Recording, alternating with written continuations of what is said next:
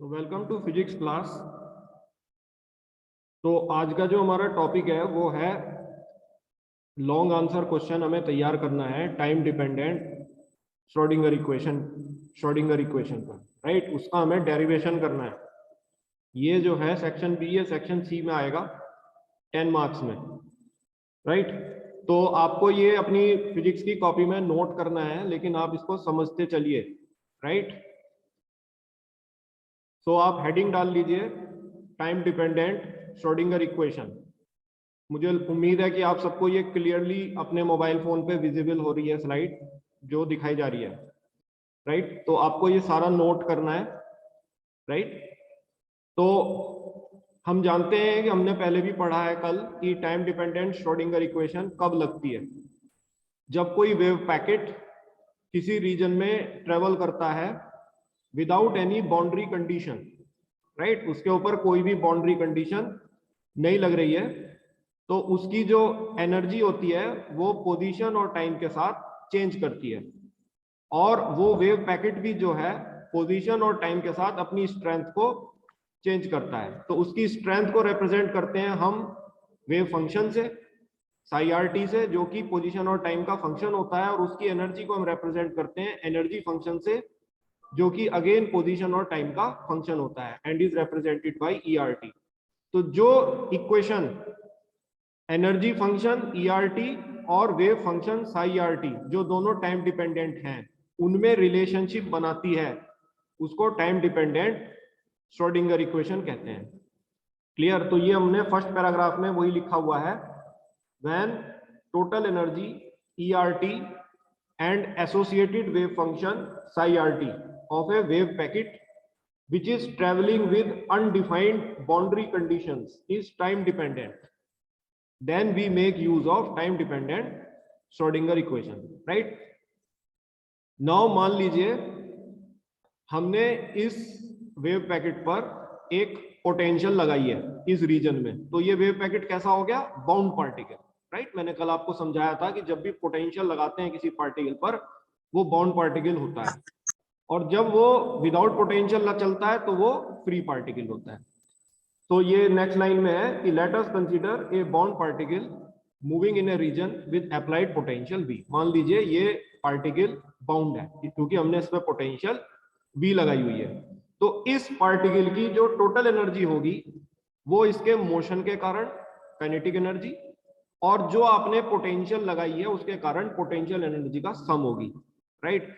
So total energy is of the wave packet, E is kinetic energy plus potential energy which is given by p square by 2m। ये p जो है इसका momentum है wave packet का, और m जो है इस वेव पैकेट का मास है। आप जानते हो काइनेटिक एनर्जी को हम इस फॉर्म में भी लिख सकते हैं p square by 2m, right.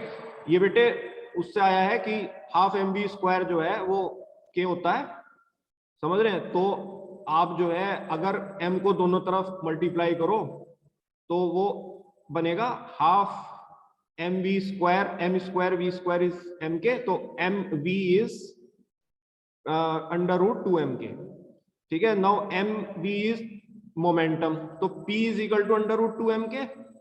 सो दोनों तरफ स्क्वायर करो तो p स्क्वायर बाई 2m जो है वो k होता है, राइट। आज से आप काइनेटिक एनर्जी को थोड़े एडवांस तरीके से कहना सीखो, ये p स्क्वायर बाई 2m होगा, क्लियर। प्लस पोटेंशियल एनर्जी का v आ रहा है और m जो है मास ऑफ पार्टिकल है। नाउ बेटे श्रोडिंगर टाइम डिपेंडेंट इक्वेशन को निकालने के लिए हमें इस इक्वेशन को फंडामेंटल इक्वेशन बनाना पड़ेगा, जो हमारी इक्वेशन 1 है, जो कि law of conservation of energy से आ रही है कि जो भी टोटल एनर्जी वेव पैकेट की होगी वो उसके मोशन के कारण काइनेटिक एनर्जी, और जो उसने हमने पोटेंशियल लगाया हुआ है उसके कारण पोटेंशियल एनर्जी, इन दोनों का सम होगी, राइट। तो आप इसको नोट कर लीजिए यहां तक।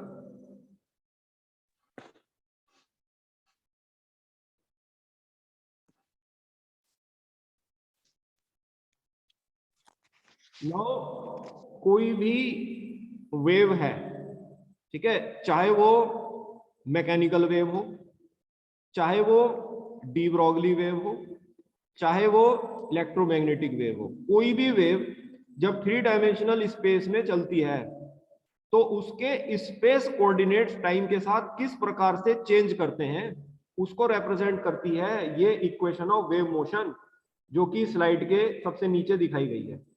ये इक्वेशन ऑफ वेव मोशन होती है जो कि सभी वेव्स पर लागू होती है, चाहे वो मैकेनिकल वेव हो, चाहे वो डी ब्रॉगली वेव हो, चाहे वो इलेक्ट्रोमैग्नेटिक वेव हो। तो हम जो है बेसिकली इस यूनिट में डी ब्रॉगली वेव को स्टडी कर रहे हैं। तो ये जब डी ब्रॉगली वेव जो कि उस वेव पैकेट में है जो इसमें चल रहा है रीजन में, वो स्पेस कोऑर्डिनेट्स को टाइम के साथ चेंज करेगी, तो ये इक्वेशन वो फॉलो करेगी। del 2 psi RT by del x square plus del 2 psi RT by del y square plus del 2 psi RT by del z square is equal to 1 upon v square p del 2 psi RT by del t square। ये जो 1 upon v square p है, ये vp है हमारी phase velocity. Phase velocity जो मैंने आपको class में भी बताई थी, डी ब्रॉगली वेव की वेलोसिटी, ठीक है, डी ब्रॉगली वेव की वेलोसिटी जिसे हम वेव वेलोसिटी या फेज वेलोसिटी कहते हैं। तो ये जो इक्वेशन है ये हमारी सारी वेव्स फॉलो कर रही हैं। ये हमारी 3 डायमेंशनल स्पेस में wave equation of wave motion कहलाई जाती है, जो कि बताती है कि जब कोई वेव चलती है तो उसके स्पेस कोऑर्डिनेट टाइम के साथ किस प्रकार से चेंज कर रहे हैं। तो बेसिकली आप देख रहे हो कि इसमें इस wave equation of wave motion में हम एक रिलेशन बना पा रहे हैं। ये साई आपको पता है, ये वेव फंक्शन है, ठीक है, जो कि इस इक्वेशन का सॉल्यूशन है।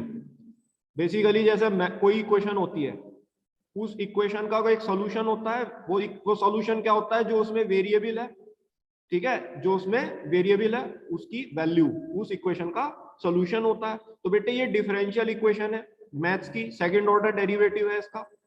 तो साई जो है बेसिकली हमें साई की वैल्यू निकालनी है। साई क्या है? Wave function. वेव फंक्शन किसका? उस वेव पैकेट का जो कि इस रीजन में चल रहा है, जिस पर हमने एक पोटेंशियल V लगाया हुआ है, और उसकी टोटल एनर्जी E जो है वो उसके मोशन के कारण काइनेटिक एनर्जी और उस पर लगाई गई पोटेंशियल के कारण पोटेंशियल एनर्जी का सम है, ठीक है। तो वो वेव पैकेट जब चलेगा उसके अंदर जो डी ब्रॉगली वेव है उसकी वेलोसिटी है आई हुई है Vp। तो हमें इस इक्वेशन को सॉल्व करना है, ठीक है, हमें इस इक्वेशन को सॉल्व करना है और साई की वैल्यू को निकालना है। Psi is the wave function. तो आप इस पूरी स्लाइड को नोट कर लीजिए, then I move to the next slide.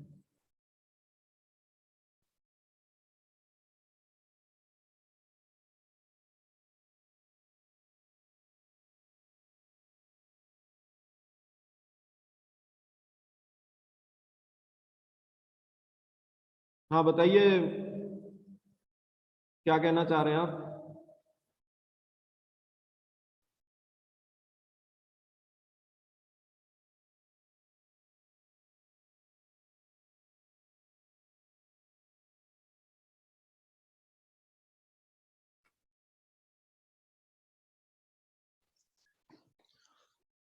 Sir repeat कर दोगे एक बार? ओके, रिपीट कर देता हूं मैं।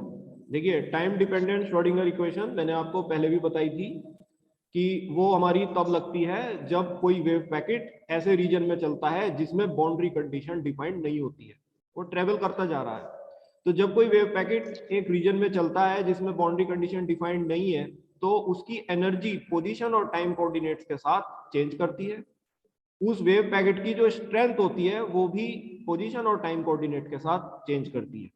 नाउ एनर्जी के चेंज होने को हम रिप्रेजेंट करते हैं एनर्जी फंक्शन से, विच इज ERT, इसे एनर्जी फंक्शन कहते हैं। और वेव पैकेट की स्ट्रेंथ को हम रिप्रेजेंट करते हैं वेव फंक्शन से, SIRT, राइट। जो समीकरण एनर्जी फंक्शन ERT और वेव फंक्शन SIRT में रिलेशनशिप बनाती है उसको टाइम डिपेंडेंट श्रोडिंगर इक्वेशन कहते हैं, जो कि तब लगती है जब कोई वेव पैकेट ट्रेवल कर रहा है without any boundary condition, right. तो ये हमने फर्स्ट पैराग्राफ में श्रोडिंगर टाइम डिपेंडेंट इक्वेशन की डेफिनेशन दी है, बताया है कि ये इक्वेशन हम कब यूज करते हैं फिजिक्स में। दूसरी बात है कि ये जो वेव पैकेट है, राइट, मान लीजिए इस रीजन में जब ये ट्रेवल कर रहा है तो हमने इसके ऊपर कोई पोटेंशियल लगाई है V। तो जब किसी वेव पैकेट पर कोई पोटेंशियल लगाई जाती है तो वो बाउंड वेव पैकेट कहलाया जाता है, ठीक है, मैंने आपको कल भी बताई थी ये बात। तो इस वेव पैकेट की जो टोटल एनर्जी है वो इसके मोशन के कारण काइनेटिक एनर्जी, और जो पोटेंशियल आपने इस पे लगाई है उसके कारण पोटेंशियल एनर्जी, इन दोनों का सम है law of conservation of energy से। ठीक है। सो ये हमने इसकी टोटल एनर्जी इक्वेशन 1 में बना ली है। ई इसकी टोटल एनर्जी है, पी इसका मोमेंटम है और एम इसका मास है। तो काइनेटिक एनर्जी होगी P square by 2m plus V. Clear. Now ये जो हमने सेकंड इक्वेशन दिखाई है इसको कहते हैं इक्वेशन ऑफ वेव मोशन। ये जो स्लाइड के सबसे नीचे आ रही है, right, this is known as equation of wave motion. तो कोई भी वेव हो, चाहे वो मैकेनिकल वेव हो, चाहे वो डी ब्रोगली वेव हो, चाहे वो इलेक्ट्रोमैग्नेटिक वेव हो, जब वो किसी 3 डायमेंशनल स्पेस में ट्रेवल करती है तो उसके स्पेस कोऑर्डिनेट्स टाइम के साथ किस प्रकार से चेंज करते हैं, उसको ये इक्वेशन रिप्रेजेंट करती है, राइट। इस इक्वेशन का जो सॉल्यूशन होता है वो बेसिकली वेव फंक्शन होता है, जो कि मैं अभी निकालने जा रहा हूं। मुझे साई आर टी की वैल्यू निकालनी होगी, कितनी आएगी। तो ये इक्वेशन हमें दिखा रही है कि जब टाइम चेंज हो रहा है तो आर किस प्रकार से चेंज हो रहा है, where psi is your wave function which is function of both R and T. ये जो वीपी होता है इसको कहते हैं velocity of de Broglie wave, जो कि उस वेव पैकेट के अंदर चल रही है। और मैंने बताया था क्लास में आपको कि इसकी velocity greater than equal to C होती है। वेलोसिटी ऑफ लाइट से बराबर फोटोन के लिए या किसी अन्य पार्टिकल के लिए वो ग्रेटर देन सी होती है, राइट। तो हमें इस इक्वेशन को सॉल्व करना है। और जब हम ये टाइम डिपेंडेंट श्रोडिंगर इक्वेशन निकाल रहे हैं तो बेसिकली मैं रिलेशन बनाऊंगा इन दोनों में, ई में और साई में। सबसे पहले तो मैं साई का वैल्यू निकालूं कि साई की वैल्यू कितनी होगी। और बेसिकली बेटे मैं रिलेशन बनाने के लिए ये जो पहली इक्वेशन कंजर्वेशन ऑफ एनर्जी से आई हुई है इसको पूरे डेरिवेशन में यूज करूंगा, राइट। तो आपको ये पता हो कि इसमें फंडामेंटल इक्वेशन जो लग रही है वो कौन सी है, वो हमारी फर्स्ट इक्वेशन है कंजर्वेशन ऑफ एनर्जी वाली। और साई की मैं वैल्यू निकालूंगा। मेरा सबसे पहला काम है साई की वैल्यू, इस इक्वेशन को सॉल्व करना, जो ये डिफरेंशियल इक्वेशन आई हुई है। और साई की वैल्यू के आधार के ऊपर फिर मैं एनर्जी और साई में रिलेशन बनाऊंगा, जिसे मैं कहूंगा time dependent Schrodinger equation. Clear हो गई बात। Now let me move to the next slide.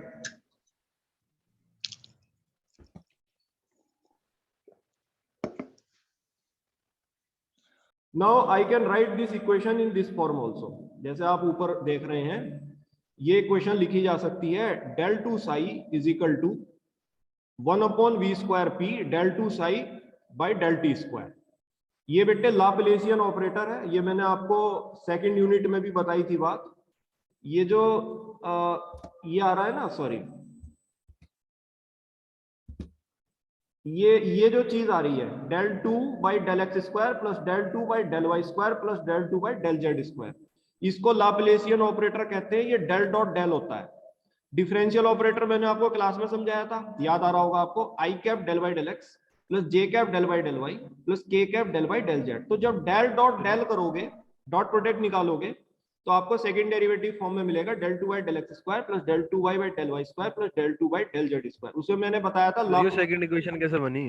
कौन सी सर सेकंड इक्वेशन जो सबसे नीचे लिखी हुई है सर इसी स्लाइड में, ये इक्वेशन ऑफ वेव मोशन होती है, राइट। कोई भी वेव जो है, जो डी ब्रोगली है या इलेक्ट्रोमैग्नेटिक वेव है या आपकी मैकेनिकल वेव है, जब वो 3 डायमेंशनल स्पेस में ट्रेवल करती है तो इस इक्वेशन ऑफ वेव मोशन को वो फॉलो करती है, राइट। ये बेसिकली स्पेस टाइम कोऑर्डिनेट्स में रिलेशनशिप को बनाती है। How we are getting this equation, we have to go towards the research papers, but in our derivation you can directly use this equation. And the aim is that कि हमें ये साई की value निकालनी है, जो ये वेव फंक्शन है, इस इक्वेशन को सॉल्व करके, राइट। तो ये जो सेकंड डेरिवेटिव है बेसिकली ये लाप्लेसियन ऑपरेटर हो गया, ये डेल टू आ गया, इसी को मैंने इस फॉर्म में लिख दिया है, जहां वीपी मेरा जो है वो है हमारी डी ब्रोगली वेव का velocity, right. So VP is my D Broglie wave velocity. So you can just make this correction, ये पार्टिकल वेलोसिटी नहीं होगी, this is D Broglie wave velocity, right. Phase velocity right. Now इस equation का जब मैं solution निकालूंगा, right, तो math से आप निकाल सकते हैं, ये डिफरेंशियल ऑपरेटर है, डिफरेंशियल इक्वेशन है, राइट। तो हमें वो मैथ्स नहीं करनी, इसका जो सॉल्यूशन आएगा वो इस फॉर्म में आएगा। जनरल इक्वेशन और वेव मोशन का जो सॉल्यूशन होता है वो इस फॉर्म में आएगा, psi R T is equal to psi naught ई की power i k dot r minus omega t. ये फिजिक्स ये कहती है, जो फिजिक्स को आप समझो कि जैसे जैसे ये वेव पैकेट इस boundary without boundary condition 3 dimension space में ट्रेवल करता जा रहा है, वैसे वैसे इस वेव पैकेट का वेव फंक्शन एक्सपोनेंशियली चेंज करता जा रहा है, एक्सपोनेंशियली चेंज करता जा रहा है। जो मैंने आपको बताई थी बात कि अगर ये पोटेंशियल लगाई गई पोटेंशियल उसके मोशन को फेवर करेगी तो ये वेव पैकेट एक्सपोनेंशियली इंक्रीज करेगा स्ट्रेंथ में, और अगर ये लगाई गई पोटेंशियल उसके मोशन को डिसफेवर करेगी तो ये वेव पैकेट एक्सपोनेंशियली डिक्रीज करेगा इस time and space position coordinates के साथ। ठीक है, तो ये बात, ये ओवरऑल जब हम इसको सॉल्व करेंगे तो हमें को ये वाला सॉल्यूशन मिलेगा। हमें सॉल्व करके नहीं करना है, डायरेक्ट लिखना है, क्योंकि we are not going in the maths, we are learning what is physics actually. ठीक है, तो ये हमारा सॉल्यूशन आएगा, इसको कहेंगे general solution of the above equation 3 dimensional space में। This is psi R T psi naught ई की power i k dot r minus omega t. इसको मैं इस फॉर्म में भी लिख सकता हूं, psi R T psi naught ई की पावर माइनस आई कह लो, minus i omega t minus k dot are. ठीक है, माइनस ले लिया हमने। नाउ ये 3 डायमेंशन में आ रही है बात। ठीक है, तो आपको 3 बार डिफरेंशिएशन करना पड़ेगा, तो 3 बार डिफरेंशिएशन को अवॉइड करने के लिए आप इसे 1 डायमेंशन में चेंज कर लो। बाद में हम इसे लास्ट में जाके फिर से 3 डायमेंशन में ले लेंगे, लेकिन आप इसे 1 डायमेंशन में चेंज कर लो। तो अगर मैं इसे अबव इक्वेशन 3 को x में रिड्यूस कर लेता हूं तो r की जगह मैं x ले लेता हूं, तो ये बना psi x t is equal to psi naught ई की power minus i omega t minus k dot x.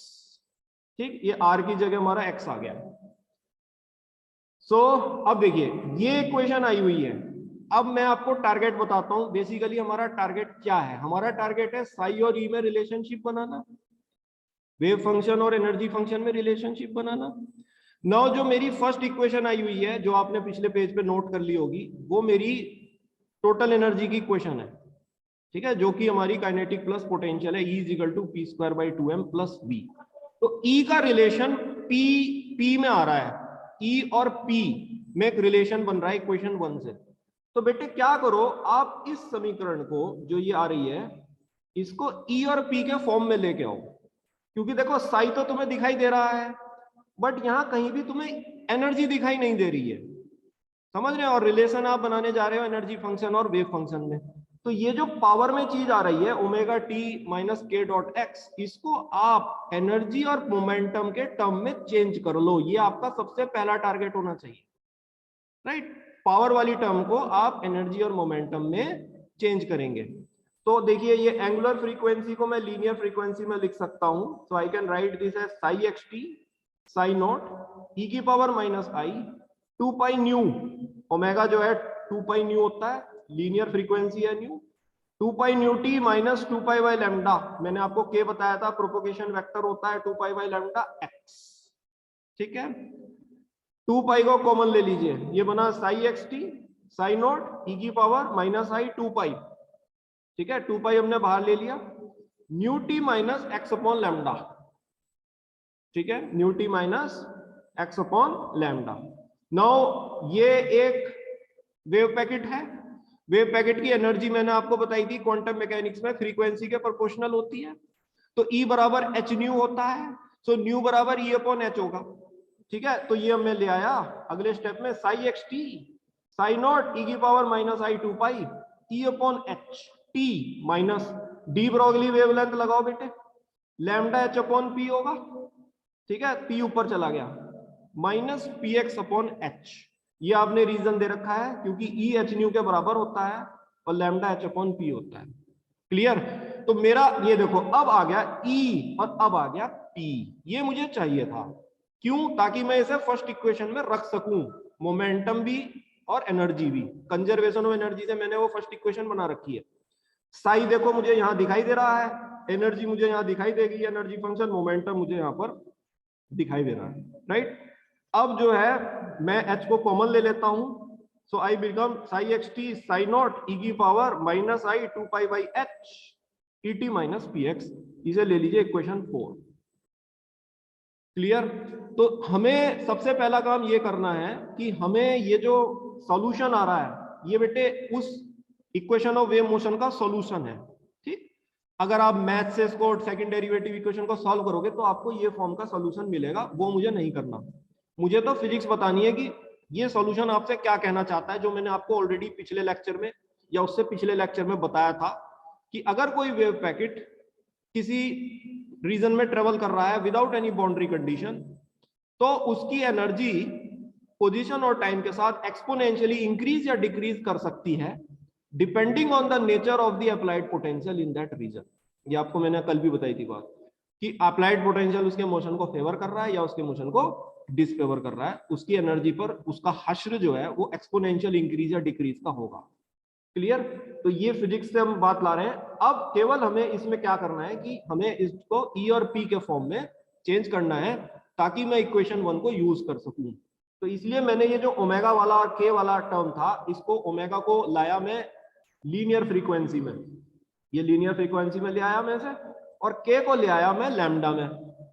Linear frequency को लाओ एनर्जी में और लैम्डा को लाओ मोमेंटम में, क्योंकि वो डी ब्रोगली वेव है और ये वेव पैकेट है।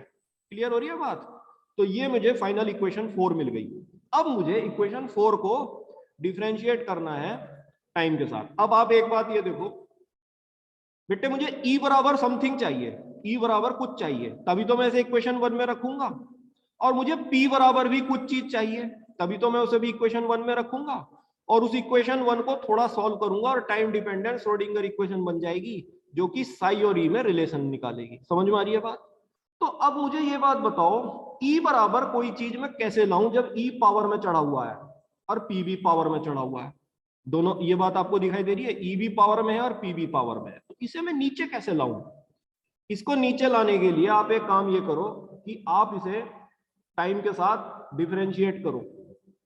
तो e की पावर माइनस एक्स, ई की पावर माइनस एक्स, ये तो एज इट इज टर्म लिखी जाएगी, लेकिन जब चेन रूल लगाओगे तो इस पूरे का डेरिवेटिव होगा। ठीक है? तो ये टाइम के साथ जब डेरिवेटिव करोगे तो ये minus i 2 pi E upon H होगा, और ये वाली टर्म क्योंकि टाइम पे डिपेंड नहीं कर रही तो ये जीरो हो जाएगी। समझ रहे हो? जब टाइम से इसको डिफरेंशिएट करोगे तो ये जो term I minus i 2 pi E upon H है ये नीचे आ जाएगी उतर के पावर से। बस E बराबर निकाल लेना क्या आएगा।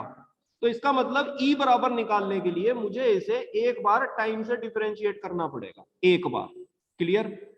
और चाहिए P नहीं, P स्क्वायर चाहिए।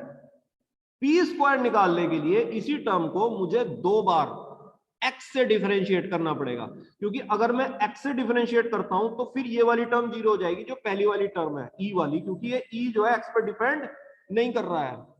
समझ रहे बात को? और केवल P वाली टर्म रहेगी, तो P नीचे उतर आएगा, एक बार फिर डिफरेंशिएट करना पड़ेगा x से, तो P इंटू P स्क्वायर।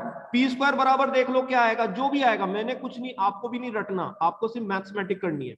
जो भी P स्क्वायर बराबर आएगा और E बराबर जो भी आएगा उसे इक्वेशन 1 में रख देंगे, और इक्वेशन 1 को सॉल्व करेंगे तो हमें टाइम डिपेंडेंट श्रोडिंगर इक्वेशन मिल जाएगी। क्लियर? सो नेक्स्ट स्टेप आप देखो, हमने इसे टाइम से डिफरेंशिएट किया।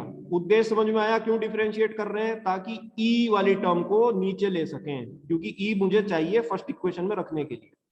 तो ये बनता है बेटा साइन नॉट E की power minus i 2 pi by H E T minus P X. E की पावर माइनस एक्स का E की पावर माइनस एक्स होता है। ठीक है? चेन रूल लगाओ, minus i 2 pi E upon H, P X वाली टर्म जीरो हो गई, खत्म हो गई, टी 1 हो गया, डिफरेंशिएशन कर रहा हूं टी से, तो ये कितना बना, minus i 2 pi E upon H, गुणा में आएगा। समझ रहे हो? Function of function. अगले स्टेप में del psi x T by del t sine naught ई की power minus i 2 pi by H E T minus P X. ये माइनस आई क्या होता है? 1 अपॉन आई। समझ रहे हो? 1 अपॉन आई माइनस आई होता है, तो इस आई को नीचे ले लो, ये बना 2 pi E upon i H, 2 pi E upon i H. तो ये बना del psi x T by del t is equal to sine naught ई की power minus i 2 pi by H E T minus P X, 2 pi E upon i H. ठीक? अब ये जो 2 pi by H होता है, ए होता है H cross. H cross क्या होता है? एक्चुअली एच अपॉन 2 पाई को एच क्रॉस कहते हैं। Right? I can write this here. ये जो मेरा एच क्रॉस होता है, एच क्रॉस, ये ऐसे लिखा जाता है क्रॉस। ठीक है? ये होता है h अपॉन 2 पाई। अब तुम कहोगे ये सर कहां से आ रहा है h अपॉन 2 पाई? ये बेटे हाइसेनबर्ग की अनसर्टेनिटी प्रिंसिपल से आ रहा है। हाइसेनबर्ग की अनसर्टेनिटी प्रिंसिपल ये कहती है कि हम एक मूविंग वेव पैकेट के पोजीशन और मोमेंटम को at any instant of time T पर साइमल्टेनियसली मतलब साथ साथ और एक्यूरेसी से डिटरमाइन नहीं कर सकते हैं, क्योंकि उनमें अनिश्चितता होती है। अनिश्चितता क्यों है ये भी अब आपको बात समझ में आ रही है, पीछे से मैं आपको सब लिंक करता हुआ ला रहा हूं।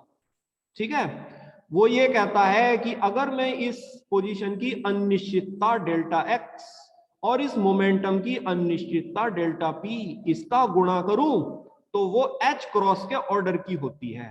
ये उसका स्टेटमेंट है, वो खुद ही एच क्रॉस शब्द बोला है, it is of the order of H cross, जिसे मैं कहता हूं एच अपॉन 2 पाई।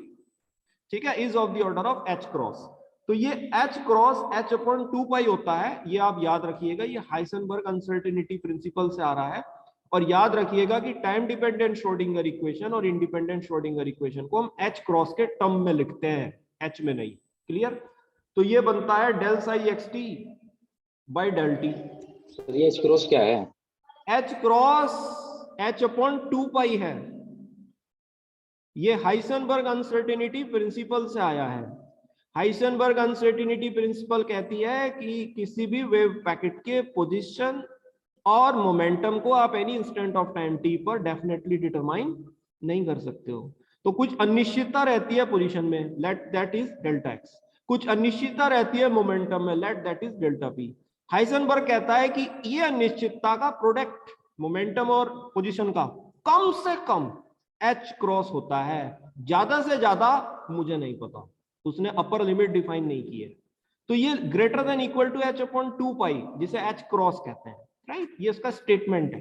तो एच क्रॉस जो है एच अपॉन 2 पाई के इक्वल होता है, तो मैंने इसको एच क्रॉस के फॉर्म में चेंज कर दिया, 2 पाई बाई एच मतलब ई अपॉन आई एच क्रॉस। ठीक, अब मुझे ई चाहिए, ई को यहां लिखा, तो E is equal to I H cross, यहां गुणा हो गया इसके साथ, i H cross del psi x T by del T 1 upon psi naught ई की power minus i 2 pi by H E T minus P x. ठीक है, cross multiply किया, कुछ नहीं किया। E is equal to I H cross del psi x T by del T, ये चीज बेटे क्या हो गई, इक्वेशन 1-4 से, ये आपने पीछे लिखी है, ये चीज साई एक्स टी के इक्वल है, तो मैं साई नॉट ई की power minus i 2 pi by H E T minus P x को लिख सकता हूं साई एक्स टी। ठीक, तो ये मेरी बन गई इक्वेशन 5, ई की वैल्यू आ गई, अब मैं इसे लगा सकता हूं इक्वेशन 1 में। अब मुझे पी स्क्वायर चाहिए, पी स्क्वायर के लिए क्या करो, वो इक्वेशन जो 4 है उसे एक्स से डिफरेंशिएट करो पहले एक बार, तो ये बना del psi x T by del x psi naught ई की power minus x as it is E की power minus i 2 pi by H E T minus P x. बेटे अब इसको करोगे जब तुम एक्स से डिफरेंशिएट, तो टाइम वाला फंक्शन 0 हो जाएगा, क्योंकि वो एक्स पे डिपेंड नहीं कर रहा। ये जो एक्स वाला फंक्शन है ये डिफरेंशिएट होगा, तो minus minus plus I 2 pi P by H, ये आ गया। अभी मुझे p मिला है, लेकिन मुझे p नहीं चाहिए, मुझे चाहिए p स्क्वायर, क्योंकि मुझे इसे इक्वेशन 1 में रखना है। तो एक बार इस इक्वेशन को फिर से डिफरेंशिएट करो x से, पोजीशन से। क्लियर? तो नेक्स्ट स्टेप में ये इतना नोट हो गया आपका, आगे बढ़े। Yes sir.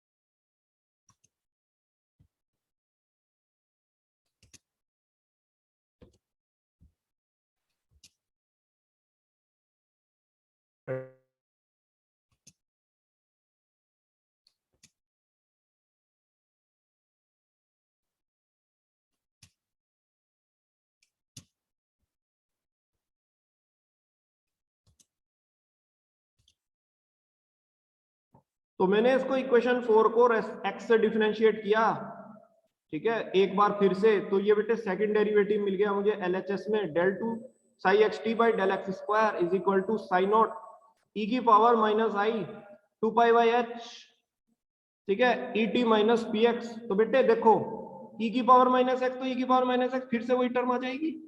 लेकिन जब तुम एक बार फिर से डिफरेंशिएट करोगे तो आई 2 पाई पी अपॉन एच एक बार फिर से नीचे आएगा, तो एक बार तो पहले है ही, इसकी उससे गुणा होगी तो ये स्क्वायर हो जाएगा, i 2 pi p upon h का होल स्क्वायर। क्लियर? ये बना del two psi x T by del x square is equal to psi naught ई की power minus i 2 pi by H E T minus b x as it is. इसे square को खोल लो तो आई square क्या होता है, -1 माइनस साइन आ गया, minus 4 pi square P square by H square. Clear? Minus sign को आप बाहर ले लीजिए, ये बना अगले में del two psi x T by del x square, इस पूरे को मैं साई एक्स टी ले लूं, ठीक, तो ये हो गया माइनस साइन बाहर आ गया, minus psi x T P square by H cross square. ये एच क्रॉस स्क्वायर कैसे आया, 1 अपॉन एच क्रॉस कितना होता है 2 पाई बाई एच, तो 1 अपॉन एच क्रॉस स्क्वायर कितना होगा 4 pi square by H square. ठीक है, तो ये बना P square by H cross square. तो बेटे पी स्क्वायर मुझे चाहिए, इस एच क्रॉस को इधर ले जाओ, तो पी स्क्वायर बराबर minus H cross del two psi x T by del x square 1 upon psi x T. ये हो गई इक्वेशन 6। मेरे पास ई की वैल्यू आ चुकी है इक्वेशन 5 से, मेरे पास पी स्क्वायर की वैल्यू आ चुकी है इक्वेशन 6 से। दोनों इक्वेशन को इक्वेशन 1 में रख दो, ई की वैल्यू को और पी स्क्वायर की वैल्यू को। Substituting equation 5 and 6 in equation 1। देखो पहली इक्वेशन क्या है, ई बराबर P square by 2m plus B. ठीक, तो बेटे पी स्क्वायर को रखा मैंने, देखो ये रहा इक्वेशन 6 है, तो 2m से भाग करना मत भूलना एग्जाम में, पी स्क्वायर बाई 2m है, तो ये बना minus H cross square by 2m del two psi x T by del x square 1 upon psi x t plus V is equal to E है ना, ई, तो ई आ गया इक्वेशन 5 से इतना, I H cross del psi x T by del T 1 upon psi x T. Clear? आपने लिखा इसको अगले स्टेप में minus H cross square by 2m del two psi x T by del x square plus B psi x T.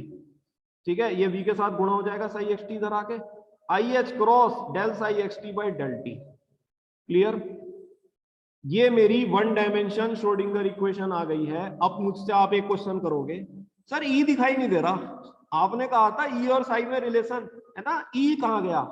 बेटे ये जो factor है, एक मिनट में दिखाता हूं आपको, ये वाला जो फैक्टर है I H cross del T by, ये वाला जो फैक्टर है इसको एनर्जी ऑपरेटर कहते हैं। This is energy operator represented by E. समझ रहे हैं? तो श्रोडिंगर इक्वेशन में ये ई साई एक्स टी के रूप में भी लिखा जा सकता है। टाइम डिपेंडेंट श्रोडिंगर इक्वेशन में ई साई बाई एक्स टी के रूप में भी ये लिखा जा सकता है। इसको एनर्जी ऑपरेटर कहते हैं, I H cross del Y del T को। ये समीकरण बता रही है कि जब कोई wave packet without boundary condition travel करता है तो उसकी एनर्जी पोजीशन और टाइम के साथ, जिसे एनर्जी फंक्शन कहते हैं, और उसकी स्ट्रेंथ पोजीशन और टाइम के साथ, जिसे वेव फंक्शन कहते हैं, किस प्रकार से रिलेटेड होती है। राइट, इसे कहते हैं टाइम डिपेंडेंट श्रोडिंगर इक्वेशन। अब ये 1 डायमेंशन में आई है तो हम इसे 3 डायमेंशन में चेंज करेंगे।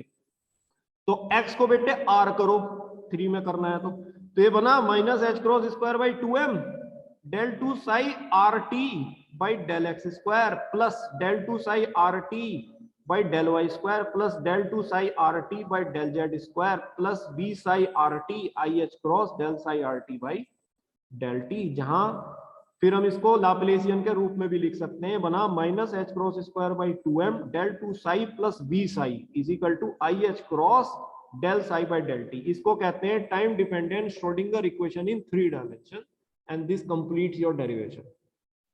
क्लियर हो रही है बात? अब एक बात का ध्यान रखना कि जब x को r में चेंज किया है हमने, ठीक है, तो ये तीनों से अलग अलग जाएगा, r x के साथ भी आएगा, r y के साथ भी आएगा, r z के साथ भी आएगा। ठीक है, क्योंकि r is a function of both x y z। ठीक है, तो एक बार उसका डेरिवेटिव x से, एक बार उसका डेरिवेटिव y से, एक बार उसका डेरिवेटिव z से, सेकंड डेरिवेटिव हम लेंगे। क्लियर? और ये तुम्हें पता है लाप्लेसियन है तो डेल टू साई। तो ये जो फाइनल इक्वेशन आई है ये हमारी टाइम डिपेंडेंट श्रोडिंगर इक्वेशन है। तो आपको मैं शॉर्ट में बता देता हूं, आप एनर्जी कंजर्वेशन की इक्वेशन से शुरू करो। एनर्जी कंजर्वेशन की इक्वेशन के बाद आप इक्वेशन ऑफ वेव मोशन को ले आओ, ठीक है, जो कि सभी इक्वेशन फॉलो करती हैं कि उनके स्पेस टाइम कोऑर्डिनेट किस प्रकार से रिलेटेड होते हैं जब वो वेव पैकेट या कोई भी वेव 3 डायमेंशन में ट्रेवल करती है, ठीक है। वो जो वीपी है दैट इज फेज वेलोसिटी, वो मैंने पार्टिकल गलती से लिखा गया है वहां, वो फेज वेलोसिटी है, नॉट, क्योंकि पार्टिकल इसमें आने की भी नहीं बात, समझो ना, पार्टिकल तो क्लासिकल मैकेनिक्स में होता है, तो ये फेज वेलोसिटी है, वेव वेलोसिटी, क्लियर। उसके बाद आप जो है सॉल्यूशन निकाल दो उसका। सॉल्यूशन को आप ई और पी में लाओ, इसमें बस वही एक कलाकारी है, ई और पी में आपको उसको चेंज करना है।